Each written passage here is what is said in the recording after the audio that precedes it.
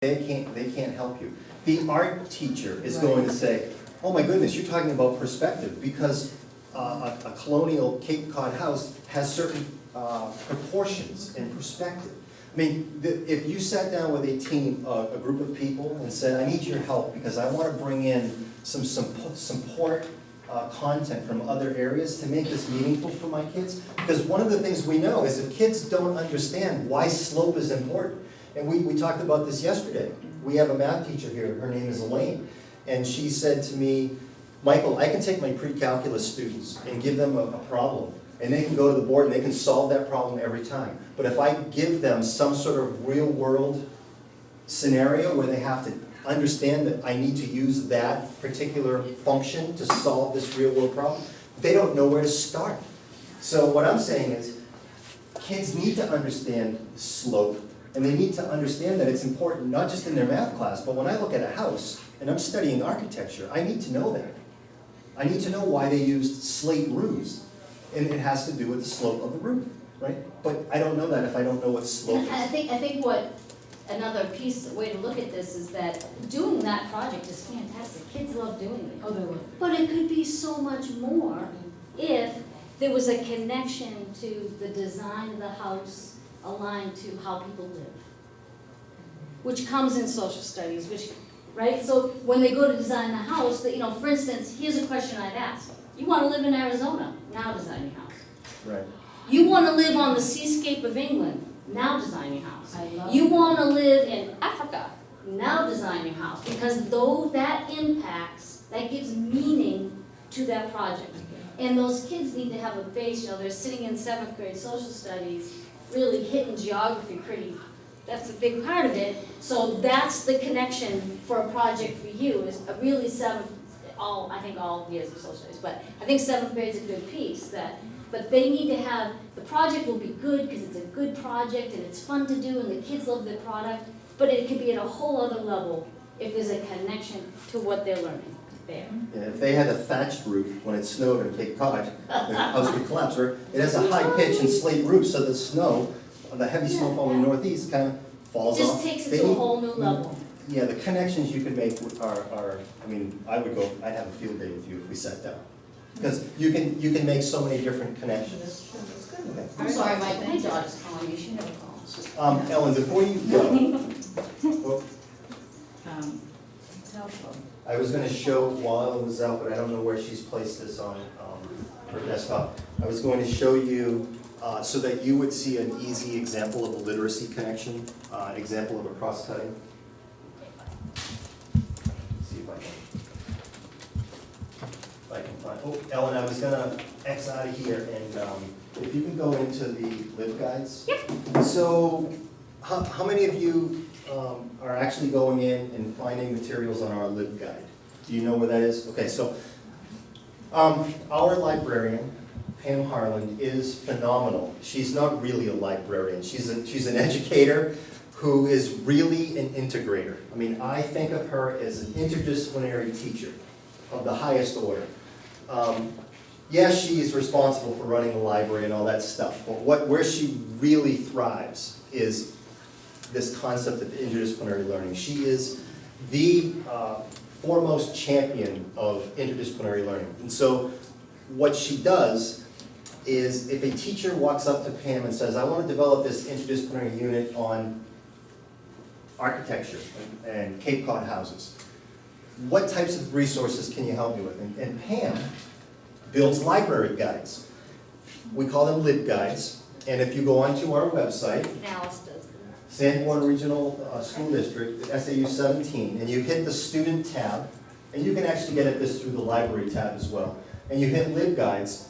These are some of the LibGuides that she's built. Brian, do you have one that she's built for you? Because the Animal Farm one is 9th grade, but that's a... She's a couple. We did there's one on Israeli and Palestinian conflict. I think she did a Renaissance. So all of these, I mean, you can see there's Israeli-Palestinian conflict. She goes out and she finds every possible resource that you can think of on the Israeli-Palestinian conflict. She has YouTube videos, she has news videos, she has So note to articles. self, go see your librarian or the media generalist in your building, ask her if she knows anything about LibGuides. If she does not, which they ours all do, so they should, say, I'd like to build a LibGuide, please, for the Revolutionary War. Just, they know how to do them, they all have license, they can all build them, and as you can see, Brian said the Israeli-Palestinian, how timely is that, and, you know, look at all the resources. Somebody with just their eyes during the school day, who are not necessarily teaching a classroom of kids, has the time to go in and take the edge off some of the resources that you might need to do for these resources. I mean, everything here from a historical timeline to a PBS documentary of the history of the conflict, all kinds of news articles, And the good news is videos, it's current free. events, Google News. I mean, so, Ellen, can you back out and go into our LibGuide? So, when we were talking about building this assessment institute, we wanted to have a place where our materials could be warehoused, so that when folks came to this assessment institute, if they saw something that was interesting to them, they could just go to one site and know all the materials for all the presenters are here. So Ellen and I gave a presentation yesterday, and it was on rubrics, and it was called Good Rubric, Bad Rubric. Here's the PDF of that presentation. This is our LibGuide. It's under the Rubrics tab. If you see the LibGuide Summer PD Rubrics, this happens to be the subsection, but there's one called Summer PD, one level above this, where all of these resource tabs are there. Ellen and I have one called Rubrics, where we've put all of our materials from yesterday, today, and tomorrow. And we'll keep here. adding to it once we find them. Some of these are PowerPoint presentations that we put into PDFs. Some of them are news articles.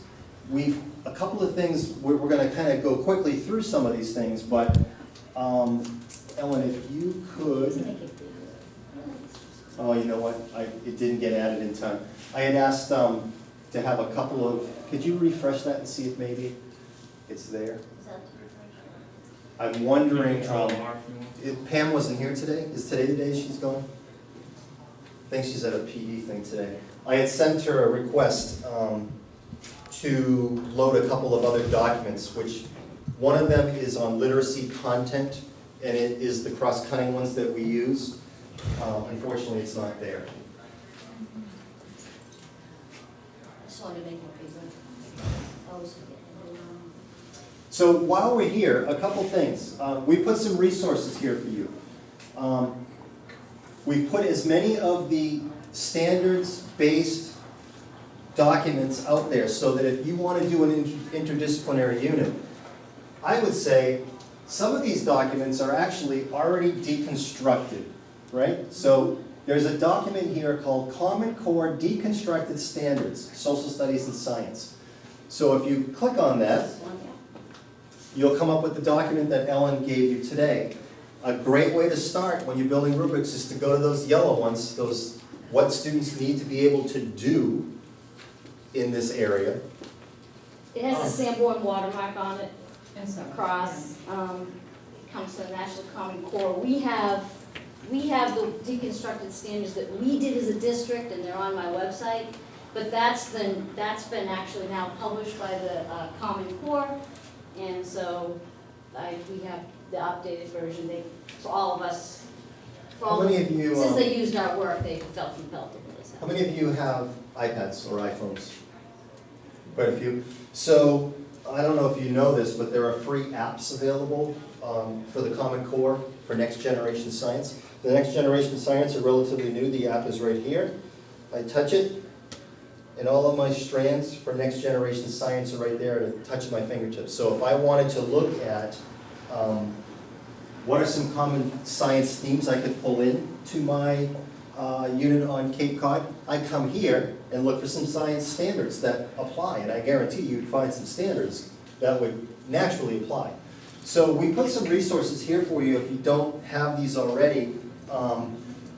Easy entry points to just go in and cruise around the standards. Ellen, would you mind just pulling this out, this deconstructed standards, and just showing an example of what we mean by the yellow highlighted ones? Yep.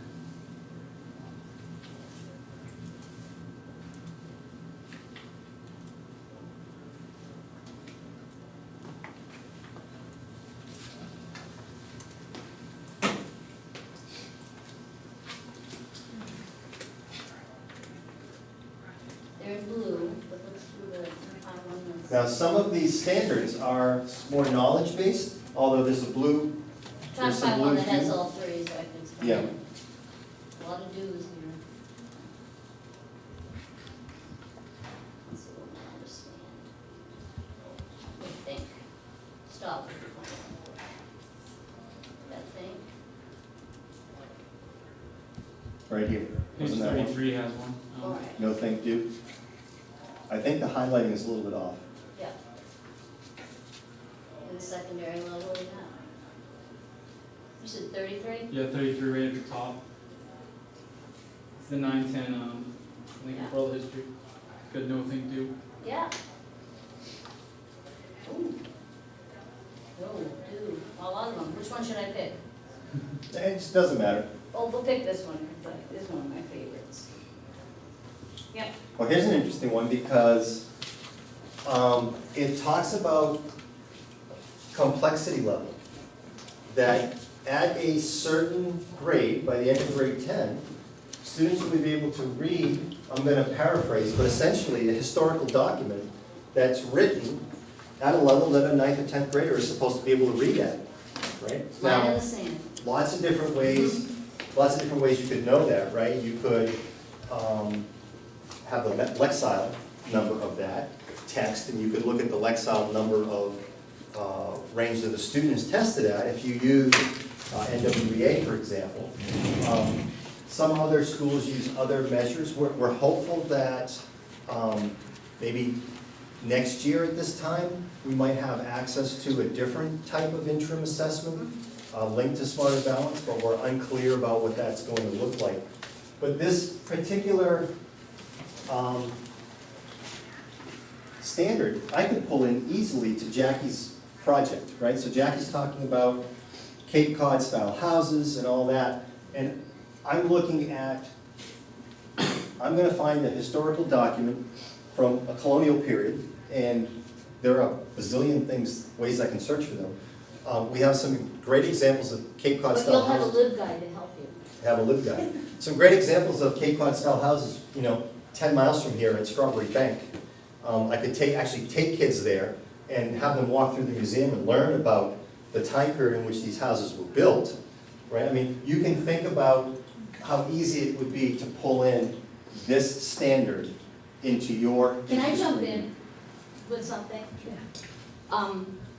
One of the things about all of this, and we, as a district, we've really been pushing changing your instructional paradigm, changing it up. So I'm gonna throw something out. You mentioned a trip, Yes. Strawberry Bank.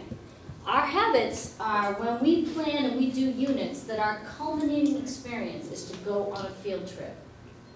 You've got it in reverse order. It should happen that the kids go to visit Strawberry Bank, then have a point of reference with which to do the study. You have to switch what you're doing, okay?